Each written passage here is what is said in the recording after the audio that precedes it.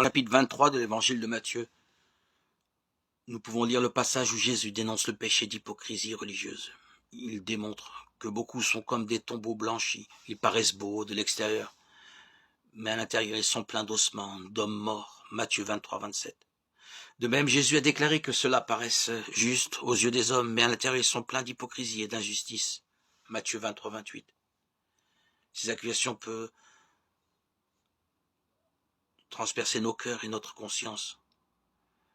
Les paroles de Jésus-Christ nous révèlent que la bonté extérieure ne suffit pas. Notre vraie nature est mauvaise aux yeux de Dieu. Je pense que quelqu'un peut nous voir comme une personne de bien, mais Dieu voit notre cœur et nous connaît mieux. Le juge tout-puissant peut nous déclarer coupables et nous condamner. Il faut être convaincu d'être des pécheurs et ne pas se contenter de l'approbation des autres ou ce qu'ils pensent de nous. Nous ne croyons pas être parfaits ou sans faille humaine.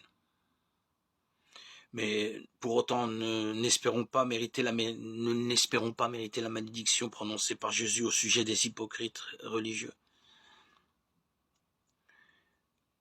Comprenons bien que Dieu voit nos cœurs. Il faut intensifier notre recherche spirituelle, faire des introspections sur nous-mêmes, prier pour que Dieu nous pardonne. Nous sommes séparés de Dieu si nous ne nous observons pas nous-mêmes. Notre vie resterait vide si nous ne prenons pas en compte notre état de pécheur. Il nous faut supprimer la barrière entre Dieu et nous et recevoir le pardon de nos péchés.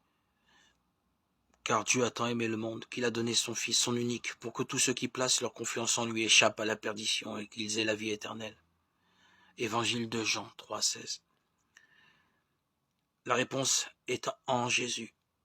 Pas une nouvelle philosophie ou une autre attitude, mais en la personne de Jésus. Dieu a envoyé son Fils, Jésus-Christ, afin que je ne périsse pas, mais que j'aie la vie éternelle.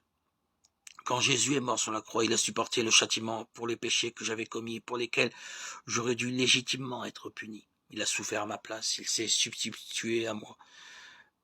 Maintenant que je décide de me détourner de mes péchés et que je place ma confiance en Jésus-Christ, la barrière entre Dieu et moi est supprimée automatiquement. Et ainsi je peux avoir une relation véritable avec Dieu.